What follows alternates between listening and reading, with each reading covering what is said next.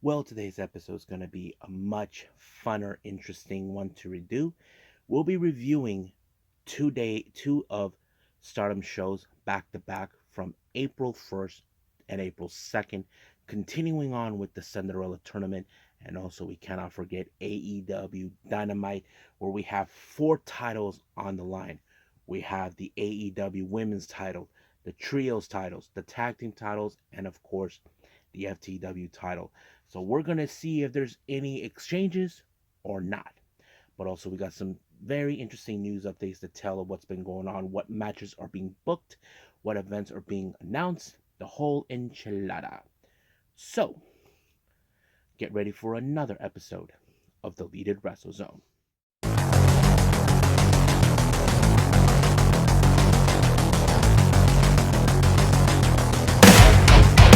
Are you ready? Get up, get up! Get up, get up! Get up, get up! Get up, get up! Get up, get up! Get up, get up!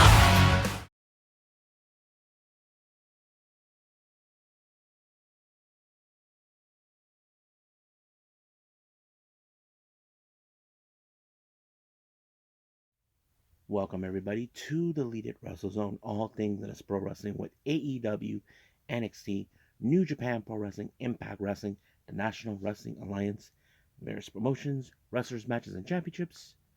I am your host, J Rod here. So, let's begin with Stardom. This is day 2 of the Cinderella Tournament, and I believe they're in Light Tube, Utsumo Iu, or whatever it's called. I can't pronounce it. But anyway, as I said before, this is just continuing on with the Cinderella Tournament. Our opening match is tag team action. We have Ayaka Sakura, who is one of the new girls out of the three that passed her protest. She teams up with Stars Momokoko. Now, Sakura actually is trying to try out every member of the different units to see how it feels. But their opponents is none other than, of course, Queen's Quest, Hina, and Azumi. Now, I like Aya Sakura because she has a fantastic way of using karate as a way in wrestling.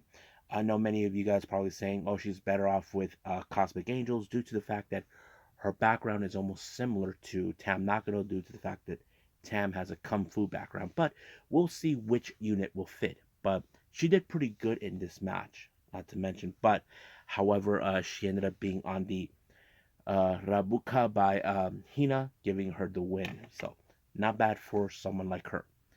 Now, our next matches involve the Cinderella Tournament. I believe we have 5 of them. The first one we have Saya Ida taking on Mirai. Pretty good match because these two ladies are powerhouses in their right. We've seen how they're good at what they do. However, it was the Miramar shock by Mirai that allowed her to win and advanced. Next up, we have Xena representing Club Venus taking on Tekla. This was a very interesting match.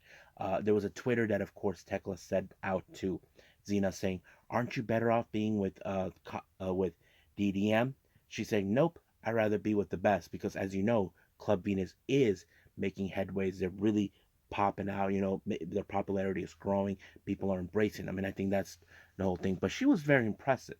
But she picked up the win against Tekla with the Thunderstruck. Next up, we have Natsuko Tora versus no. Let's skip one. It is Mariah May versus Mai Sakurai. As you know, Mariah May. This is another interesting match. As I said, we have Xena, who faced another member of the EDM. Now it's Mariah with Mai Sakurai. Mai Sakurai, who's been on a tear since the start of the tournament. Not to mention, uh, this was a very interesting matchup. But however, this match ended with Sakurai throwing Mariah May over the top, and now she's proclaiming that this tournament will end with her as the true Cinderella. But however, she still has maybe 1 or 2 matches left, or maybe or 3. I'm not sure yet how this one's gonna go, but we'll go on. Now, the next match we have Natsuko Tora versus Tam Nakano. Now, in this particular match, We know Tam is determined to go to the finals, but Natsuko Tora, who's been on a tear, apparently she attacked her prior before the start of the match, tossing her around like a rag doll. But however, Tam got overthrown by Natsuko Tora, giving her the win. And of course, Natsuko Tora cost the opportunity for Tam to dress in a cute dress if she won the Cinderella tournament. And I think many fans were probably expecting her that she would go all the way to face Waka in the end. But we'll get to that at some point. Now, our last match involving the Cinderella tournament. Oh man, this one is so awesome. We continue with the saga between Sudi and Saki Kashima. Now, those who are new to the channel, who are not who already just barely started watching Stardom, if you guys don't know what I'm talking about, let me go back in time for a little bit. Last year, during the 5-Star Grand Prix, during a press conference, Saki Kashima, a member of Oda Tai, did not want to be in the tournament in the block due to the fact that she has to face Sudi. Now, Sudi was the former um, Red Belt champion or the World of Stardom champion, and she was afraid to get her head kicked off. Now, in the tournament, Saki Kashima won by applying her move, the Kishikase, and then there's the revenge matches for those of the particular one. Well, Sudi won. However, she did offer her a chance to challenge her for the red belt. She said no. Then once again, Saki Kashima has to confront her in the in the how do I say this? In the Goddess Tag League, but it's like she can't get away from her. But the real question, how's this was going to go now? Saki Kashima, who's afraid to go out in the ring while Sudi comes in, Sudi goes out, drag her out. The last time I remember, members of Oda Tai dragged her ass out to say, no, you got to win this match. You got to win this match for Oda Tai. But this time, of course, with the help of them, she used some sort of powder onto the face of Sudi, but she did pull the Kishikase in order to win. So she advances into the next round. Now, our next match, we have a 6-women tag match. We have Yuna Mizumori, Lady C, and Ami Sourei. Now, 3 women are from 3 different units. Yuna is from Neo Stardom Army, Lady C Queen's Quest, and Ami Sourei from God's Eye. They face the members of DDM, consistent with Maika, Himeka, and Julia.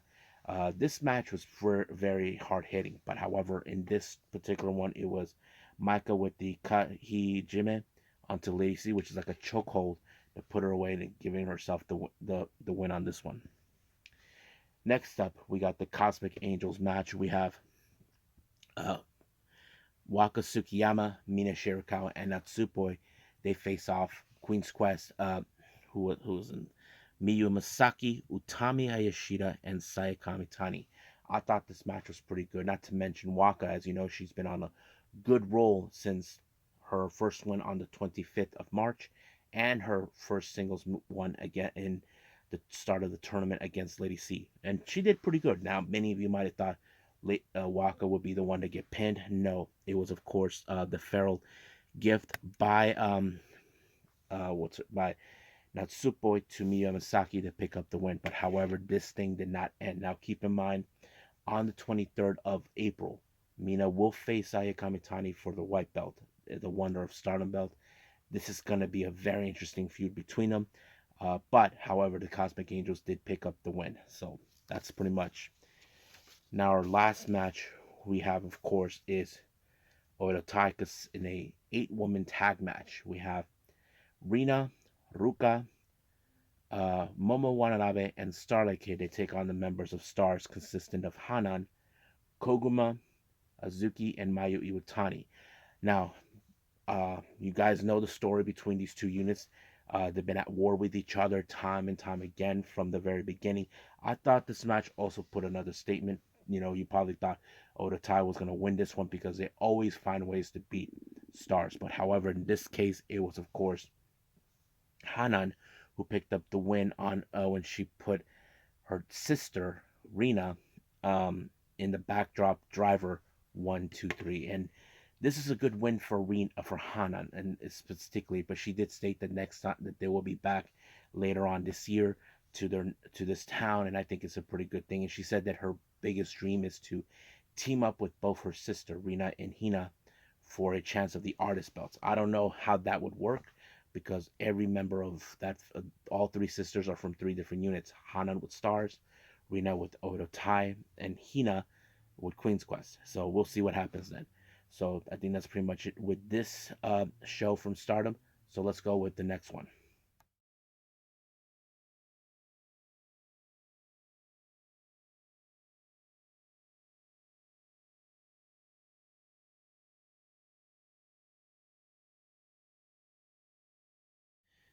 Okay, now we continue on with day three of the Cinderella Tournament by Stardom, and this time they go straight to Cork and Hall.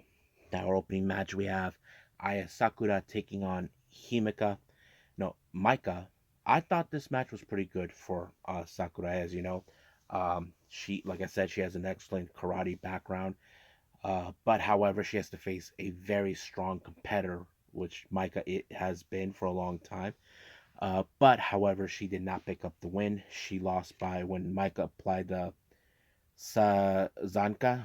I don't know what kind of move is that, but it kind of put her away to give her the win. But she did give her a bruise on the neck, which of course Sakura posted on her Twitter page. She says she'll never forget that. So we'll see.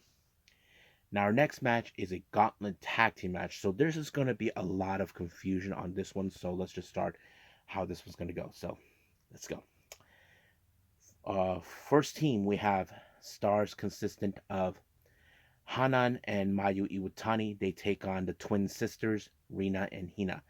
Thought it was a pretty interesting match. Not to mention the twins faced their older sister Hanan.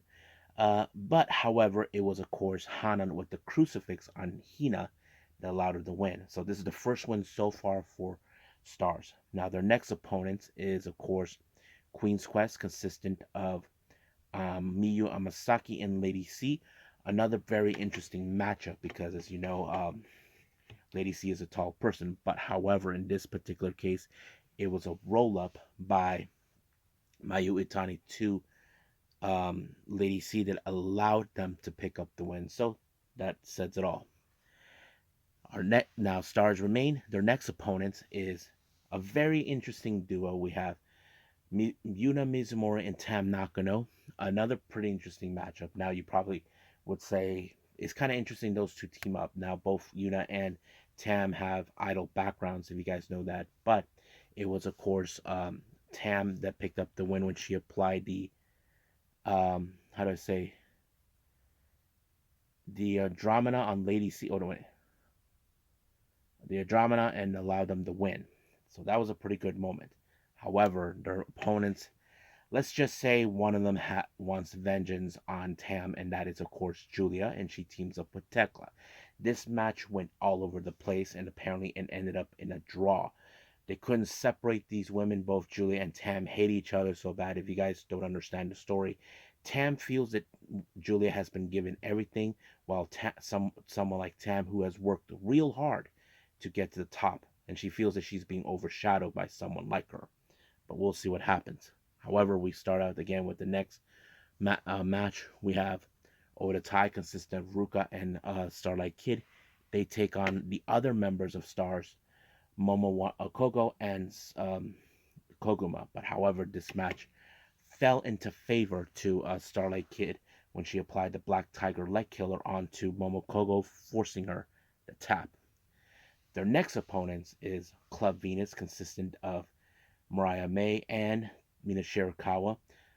Fortunately, this match ended in a draw, so we go to the last opponents.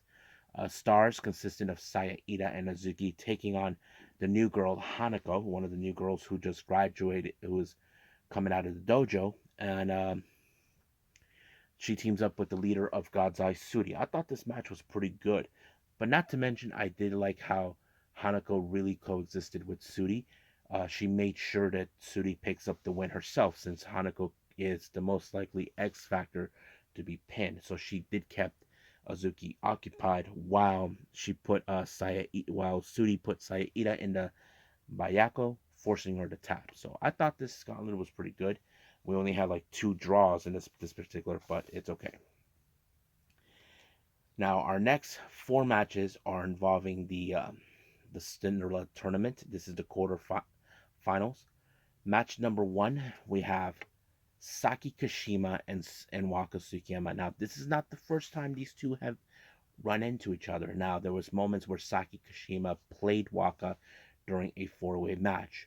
But, however, will Waka walk away with the win? She did when she applied the Aussie suplex with a roll-up, giving her the surprising win. So basically, this is so far Waka's third win so far in a row. She hasn't lost yet. But, however, the interesting factor is she is now one of the four finalists in the semifinals. Next up, we got Cena versus Mirai. Pretty good match, very bit of a strong, but however, it was Mirai with the package hold onto Xena, the giving her the win. And she is one of four, now the second participant in the final four. Next up, we got Natsuko Tora versus Ami Suri. This was a tough match for Ami Suri because apparently before the start of the match, Natsuko Tora attacked her, drags her to the ring to ensure that this match falls in her favor. But however, Ami Suri won by over the top thanks to using leverage on Natsuko Tora, costing her her chances. So she is now the third participant in the final four. And then finally, our next match, we have Momo Watanabe taking on Maya Sakurai. I thought this match was pretty good, but however, Sakurai, who is in a desperation mode to win, to prove once again why this Cinderella Tournament will fall in her favor, she attacked Momo Watanabe right with the baseball bat before she got in the ring.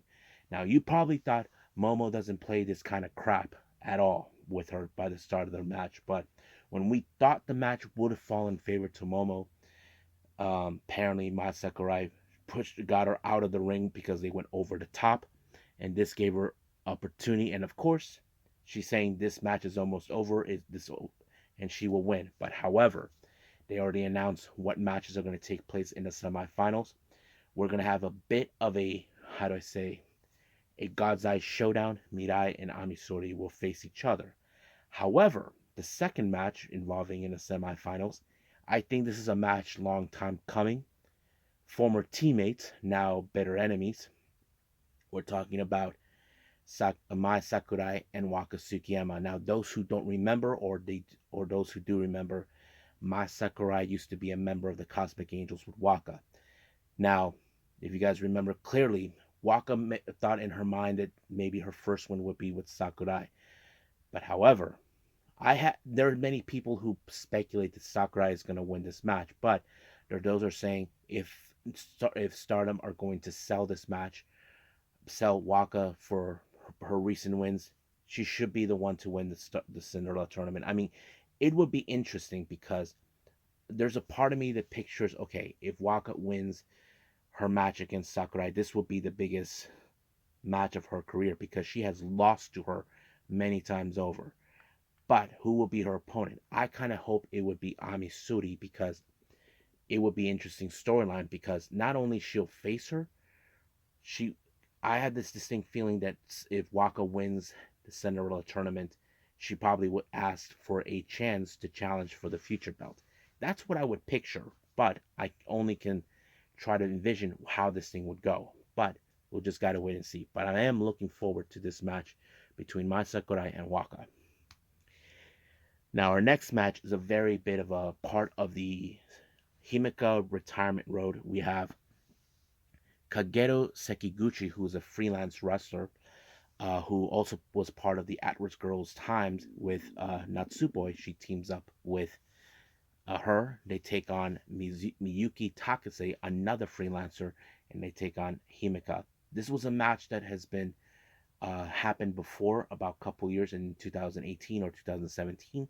Of course, Himeka requested this match after she initially lost to Natsupo in Corkin Hall not about a month ago. But of course, this match was like, oh, it's pretty good. However, it's kind of interesting that some of these girls came from Atlas Girls and they were actually bonding. But it was a pretty good match. I liked it. But however, nobody won in this one. It ended in a 15-minute time limit draw.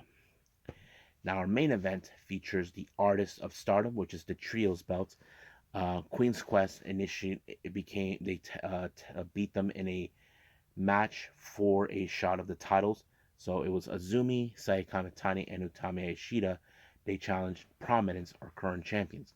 Now, this was a very strong match. However, you probably would have thought the Queen's Quest, who are the natives of Stardom, would pick up the win. But however, it didn't go to that. It was, of course, we have been seeing how Prominence have been very impressive with Stardom, and not to mention the fan base, the Stardom fan base are embracing them. It was, of course, Suzuki with a German suplex, a move that Utami Ishida had applied before, allowed them to win. But they did tell them in their post-match promo that they're welcome to challenge them again. But however, this is where it gets interesting. Kairi, a resident pirate princess, shows up, saying that she wants to challenge for the artist belt. But she did indicate that she will not be alone, so she called out her team.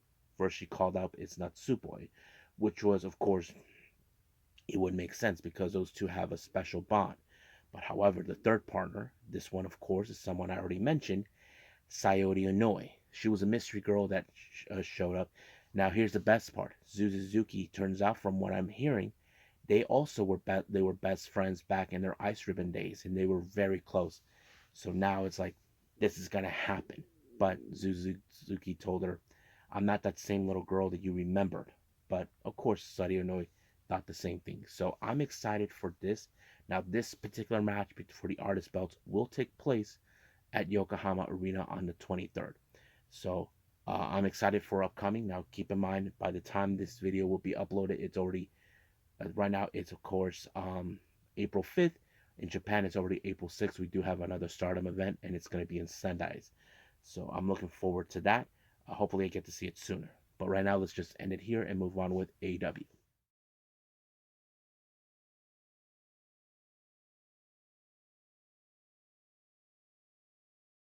Okay, our final review is AEW Dynamite.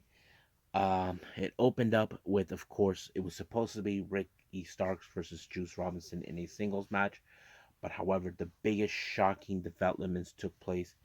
We saw the arrival of Jay White. Now, we did not expect it, or some people thought that he might show up.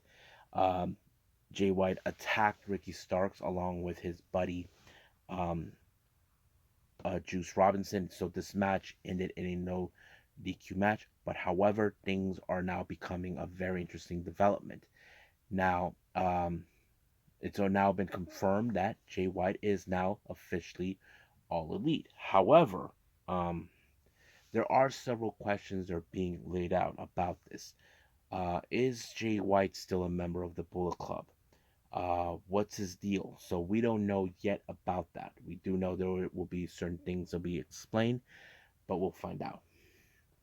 Now we do get an interview with Chris Jericho. Now Jericho has very much been upset because apparently his boy Daniel Garcia, who had a little boo boo losing to um, Adam Cole last week, he felt that this was the most heinous thing that's ever happened. That he believes uh, that he was showing disrespect. However, Keith Lee, who had run-ins in the past with Adam Cole, saying, "I respect what he does, even though as we're enemies, that's how it goes." But he does not like what Jericho had to say. But he did tell him that he will show him respect, regardless of anything. So I'm kind of curious. But he said that, how about a match next week in Milwaukee? Now, our next match we have is the AEW World Trios titles. The House of Black, Buddy Matthews, Brody King, and Malachi Black, along with Julia Hart. They take on Orange Cassidy and the Best Friends, arriving in style thanks to Sue, who drove the minivan. Like Taz says, it looks more like they're dropping Sue's dropping her kids off during soccer practice, but except they're winning a championship match. So I thought it was a pretty good metaphor. But I thought this match was pretty interesting. But there was a moment where we did see Anna Jay looking on. I think she has her beef towards Julia Hart. We'll see what happens then. I'm sure Julia Hart will not take this kindly. But this match was unbelievably good. But in the case, it was, of course, um, a stomp by Buddy Matthews to Chuck that allowed them to win the match and retain the AEW World Trios titles. Now, we haven't seen Christian Cage since Revolution, but it appears that he broken his silence. He actually showed his full hand. We saw the arrival of Luchasaurus, who we also haven't seen for quite some time now. If you guys remember, I mentioned on a report, or those who don't know, Luchasaurus was being sued over the graphic designing of his mask. I'm going to guess that that has already been taken care of, but hopefully things are going well. So we don't know what their next move is. Next up, we have, of course, the AEW Women's Title. We have Riho versus Jamie Hayter. Um, Jamie Hayter has enough respect for Riho because for someone like Riho, for her size, I mean, we know that people have criticized Riho for her size. I mean, guys, let's be fair. Who cares about her size? She's unbelievable for someone of her size, and I think that's what makes it great. But however, this match ended with the ripcord lariat by Jamie Hayter in order to retain the title. But she did show respect to Riho. But apparently, we saw an interview right in the back by the Outcasts, who seems they have their target. And they said that the AEW Women's Division need to be in order. They don't believe that Jamie Hayter's the right person for the job. But of course, we don't know who will be the ones to take on Jamie Hayter. So we'll see when that day comes. Now, for a while now, we have witnessed Angela Parker, Cool Hands, and Daddy Magic Matt Menard. They've been trying to get the Acclaim to side with them, to join them as part of the JSA, but the Acclaim has been kind of like dodging it or trying to do whatever it takes. Like they don't want nothing to do with them. But it seems like the answers has not been answered. I mean, it's kind of funny they've been trying to play these mind games. It's almost similar with Adam Page, with Hangman Adam Page, with him about joining the Dark Order. But we'll see what happens then. Now, as you know, we had the MJF Appreciation Day, giving his little speech because as we were in Long Island, that sort of thing. But however, at the end of this whole thing, we saw, of course, MJF interacted with some guy who turned out to be Jungle Boy. They were actually fighting right outside. And then, of course, Sammy Guevara comes out. He had a pretty hard hitting match against Commander. Now, that match was pretty good. It was pretty dope. Not to mention, Commander's always been someone who I enjoyed. But in this case, it was a GTH on by Sammy onto Commander. But Sammy had these interesting points. He feels that, MJF, he is worthless. He didn't have, that he felt that he was given everything on a silver platter. But he also felt that, how do I say this?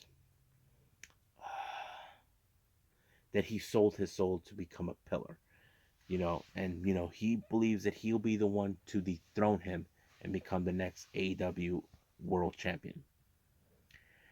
Now, our next match, we have FTR, the FTW title between Ethan Page and Hook. Now, we know that that Hook has been going back and forth against everyone from the firm, uh, starting with Stokey Hathaway, um, started this whole thing. This match was pretty good, but however, what was shocking is Matt Hardy. I had a feeling that Matt Hardy was playing games with them, but it took a lot longer to drop the guard from Ethan Page. But it did. But he whacked Ethan Page with the belt, giving Hook to do the red rum, and forcing him to choke out. I thought it was an interesting thing, but the real question does remain: what does this mean? We don't know. We know that his contract and private parties' contracts are in Stokey's hands. I wouldn't be surprised that somehow Matt Hardy was able to find a way to get away from that. But we just gotta wait and see. Now, one of the biggest announcements was made by Tony Khan. He was joined by a brand new employee. You guys know him, now Nigel McGuinness, wrestling legend. Not to mention a tactical wrestler who's been involved in pure wrestling with ROH.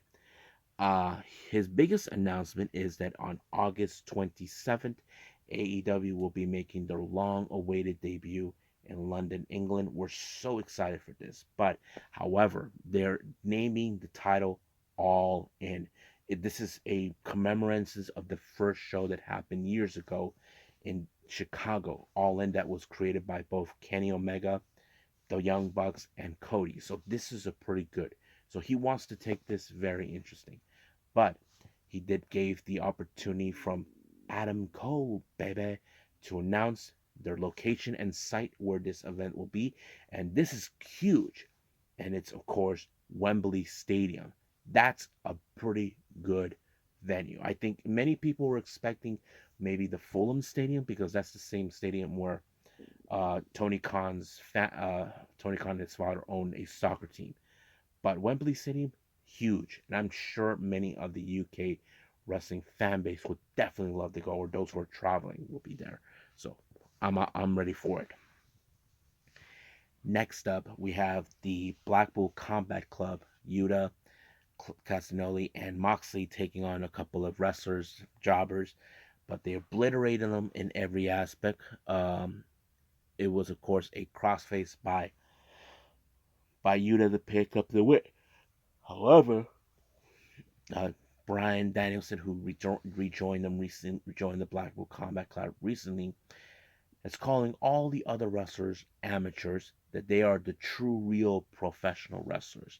Hangman Page comes out to try to deal with them, and of course, he can do so much, but he was scarred right in the face thanks to a screwdriver by Brian Danielson. So we'll see what happens next time. I'm sure we're going to see the Elite come back and get their revenge against them. Now, our main event is titles versus career. The AEW World Tag Team titles are on the line, and the careers of FTR and AEW are also on the line. The only reason this, as you know, the story began when, of course, the Guns, who were sick and tired of all the attention that uh, FTR were gaining, they wanted to get rid of them. They've been mocking them. However, they refused to challenge them until they gave them an offer they couldn't refuse. If they lose, they're out of AEW, and they had to take it. They knew they want them gone. But of course, they were going to do their usual tricks, but it did not work like anybody thought. But it took a great moment. They even tried to disqualify themselves to ensure that they retained the titles. But however, things didn't go exactly their way. But there was a double pinfall by FTR to the Ass Boys, giving them the win, becoming a two-time AEW World Tag Team Champion. I thought it was pretty cool. Many people might have thought, oh, they were going to go back to WWE, but however, that's not the case anymore. We all know what happened because WWE. But at the end, I did like how Mark Briscoe comes out and congratulates them. I think this is a pretty good moment because both the Briscoes and FTR do have some history, a beautiful history between them. Can't wait to see what's going to happen on Rampage and next week on Dynamite. So right now, let's move on to our final thing, news updates.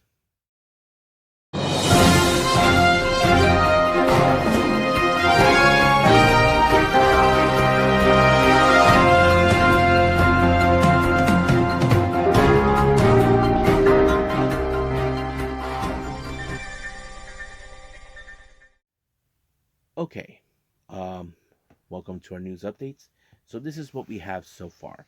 For our GCW updates, we have, of course, a match coming up on the Into the Light, taking place on the 21st of April. We have Joey Janela versus the Bounty Hunter, Brian Keith. That's going to be a good match. Huge news for the 22nd of April event, Scene of a Crime in Orlando. The GCW World Title will be defended. Masha Slamovich will be facing against Soyorek. That's going to be a good. GCW has announced they'll be returning to Las Vegas on the 26th. Pretty good news as well for all you subscribers out there from the Las Vegas area. Black Label Pro has announced for the Squared Circle Expo on the 7th of April. We're gonna have Davey Vega teaming up with Shaza McKenzie to take on Cole Roderick and his partner.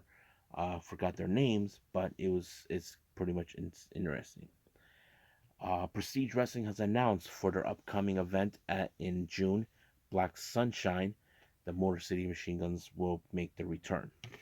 Now, this one was a tweet that was made by Alex Gracia. Now, if you guys don't know who she is, she's this female wrestler originally from Texas, now living in the in LA. She's known as the Pink Dream. Basically, she's like one of those wrestlers you definitely want. She dresses all pink, so I enjoyed watching it. Not to mention, you guys may know this in real life, she is dating none other than Scorpio Sky. But however, she posted something to Stardom, and this is what she had to say. A Stardom, in this place right now, um, a Club Venus. Are you looking to add a Pink Dream? Question mark. And she tagged Mina Shirakawa. Mina replied, "We do love Pink, and we are Dream." So I would love to see Alex Gracia join. I feel like she's perfect to join Club Venus. Not to mention, majority of the wrestlers are. We do got Mariah May and Zaya Brookside from the UK, Xena um, where from Australia, having Alex Gracia as an American, also Hispanic descent, would be a interesting thing to watch. So we'll see what happens then. But as you know, as we speak, there will be a new member announced and making their debut at Sendai at Stardom. Now, our last update, this one is a very, very unusual one. Uh, the, the daughter of Eddie Guerrero, Charlene Guerrero, announced on her TikTok about something that was kept. She announced that years ago she was sexually assaulted or raped. However, the scenario was by her stepfather, who is married to her mother. She explained all of this on her TikTok and all this, but however, Vicky Girl responded, calling this "there's always two sides in every coin." She doesn't believe this whole thing. She even said that um, try to take her to therapy, which is something that not. So basically, right now the family has been split apart. Uh, it's more like I don't think Vicky Girl believes her. She doesn't think this whole thing. What does her other daughter, the one we know, Shal Girl, thinks? I know she's cut ties from her sister. I mean, we all know the whole story. Like, there's always two sides in every coin. However, I did hear that Chavo Guerrero is siding with her cousin Charlene, supporting her. I know there has been a lot of Vicky hasn't been close to the Guerrero family for a long time, but we'll see what happens. I'm sure there's going to be a lot of back and forth, all of this. So we'll see what happens then, and we'll find out who's been telling the truth or not. So I think that's pretty much it what we have. So let's just call it a day. Well, I hope everybody enjoys this episode. Coming up, we have Impact Wrestling and Ring of Honor. I will also be reviewing the latest MLW show. I haven't reviewed any of the upcoming GCW collective shows. Those are currently a priority. But we'll see what happens then. So for now, I'll see you guys in the next DWZ time. Same DWZ channel. I must bid all of you adieu. So, goodbye. Mwah. And have a nice day. Bang.